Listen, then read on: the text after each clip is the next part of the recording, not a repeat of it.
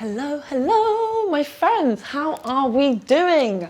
This is my first talking to the camera video and I'm so excited. Finally, we're going to be talking all about creativity and how yoga can be used to enhance and unlock our magical creative selves. I cannot wait. Grab yourself some tea and we'll get talking. The definition of creativity is the use of imagination or original ideas to create something.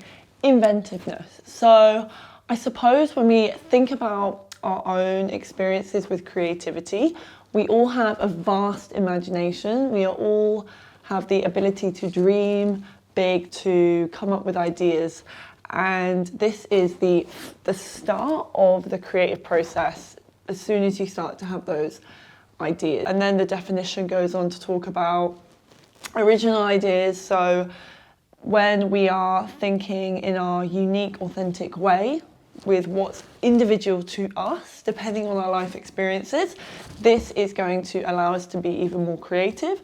And then the final part of being creative is the action of the creation. In this video, we're going to be talking about all those stages, and we're also going to be talking about how we can be the vessel for incredible creative ideas. So I'm going to be talking a lot about Elizabeth Gilbert. She wrote Eat, Pray, Love and written a book all about creativity called Big Magic. She has a brilliant quote in the book: "The universe buries jewels deep within us and stands back to see if we can find them." How can we find these gems deep within? We all are inspired by our favourite musicians and painters and poets and cooks. I think that's only part of it.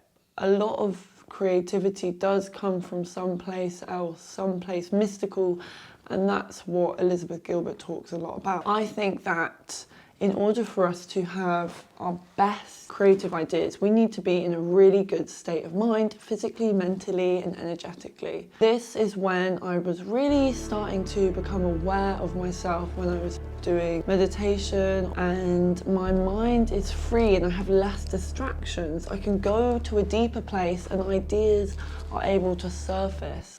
Another author I want to bring into this video is Julia Cameron, The Artist's Way. One of her first exercises in the book, which is all about regaining your creative self, is morning pages, and that's writing every morning, thoughts, anything that comes in your head, in order to dig deeper into the creations within you that are going to be your most productive thoughts. So, you know, it gets rid of all the clutter, all the things that we don't need.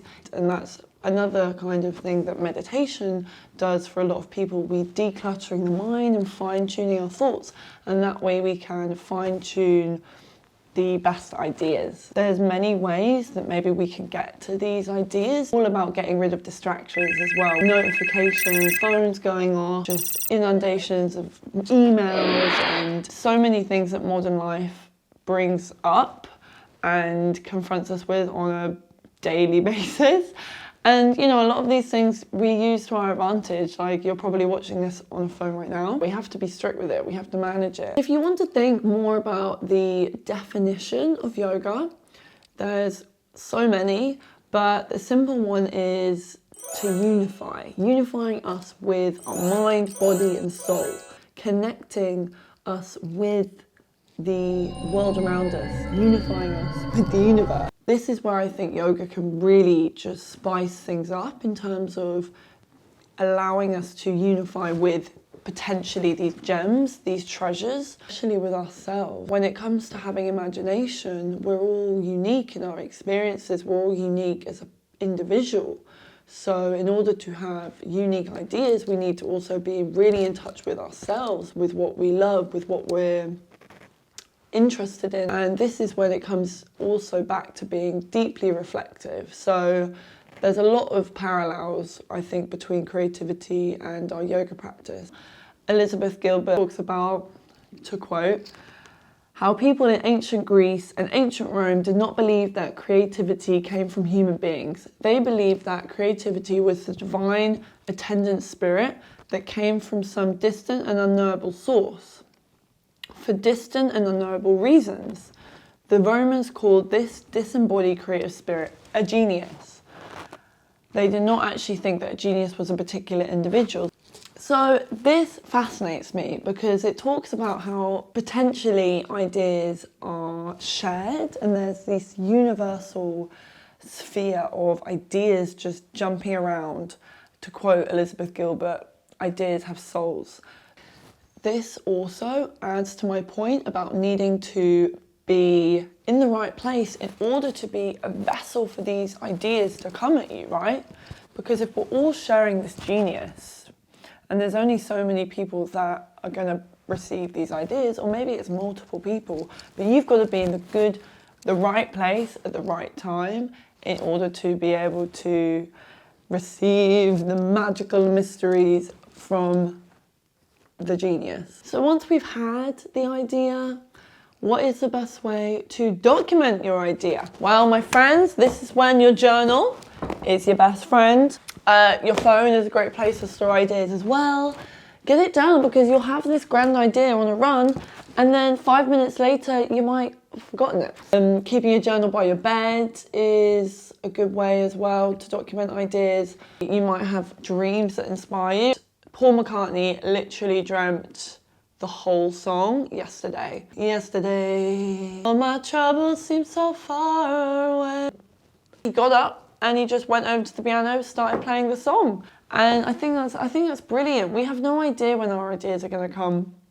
Another great part from Big Magic Book, which stayed with me, Elizabeth Gilbert talks about her friend Ruth Stone, who's a poet, and she used to just be out on the fields with her family, and she would literally hear ideas coming at her in the wind, and she would know she would have to race to the house to grab a pen so that she could catch the idea and jot it down, because otherwise it could have gone forever. Like, these precious ways that we document ideas could be the beginning of the making of the idea, and it actually makes that whole process of what I'm going to go on to much easier. So that's what I have to say about recording and documenting the ideas, whatever way you can.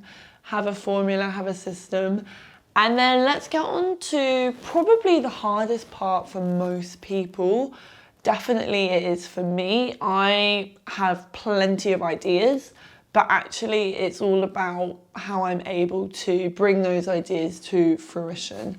And this is when we procrastinate and we think about all the reasons why we don't need to do it. And it's crazy because we literally know how happy doing that thing makes us once we're doing it. It's like when I write my blog posts, I just procrastinate for about 4 hours, sit down, get to my desk, begin typing, and I get in my flow and I'm loving life and I'm totally absorbed and I don't want to look at my phone, and that's when I know I'm in creative flow, my friend. And that is where we want to be. We want to be in the flow, in the present, connected to our higher self, connected with the world around us.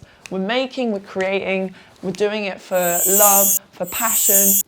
The fruition stage. Another great book on this topic, The War of Art by Steven Pressfield. So he talks all about resistance and how we all have what is called resistance, and that is the barrier between us following our soul's purpose, us and making the damn thing.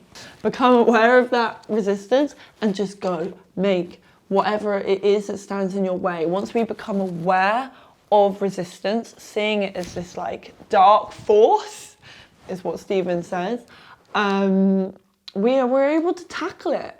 He talks about having to put on your armor, literally your suit of armor, and going about your day and fighting the resistance because it's real. Like, we'll come up with a million excuses. So Pressfield says, the warrior and the artist live by the same code of necessity, which dictates that the battle must be fought anew every day.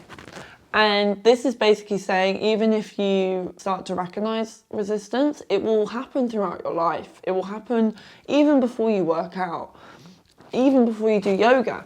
And this gets me back to the topic of yoga. Of course, I don't want you to use yoga as a way to procrastinate against creating. However, we need a lot of discipline to meditate. We need a lot of discipline to practice yoga. We all know that if we have the time, practicing just 5, 10, 15 minutes a day overall helps us more than just practicing once a week, once every 2 weeks. Having that consistency is key.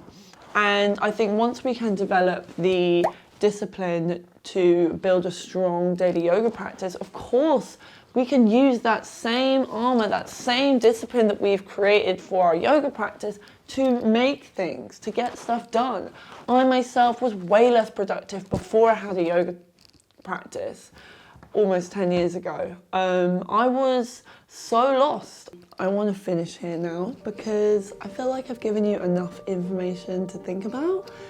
The main point really is just do the thing.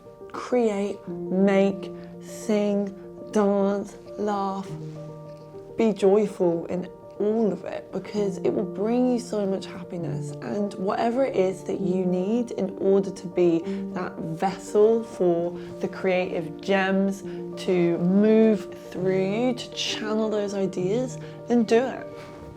And yeah, thanks so much for watching this whole video, guys. If you want more from me, please subscribe to my channel and take a look at the links underneath. You can click on my website. I have a great freebie on that, all about the subject of creativity. Until next time, goodbye.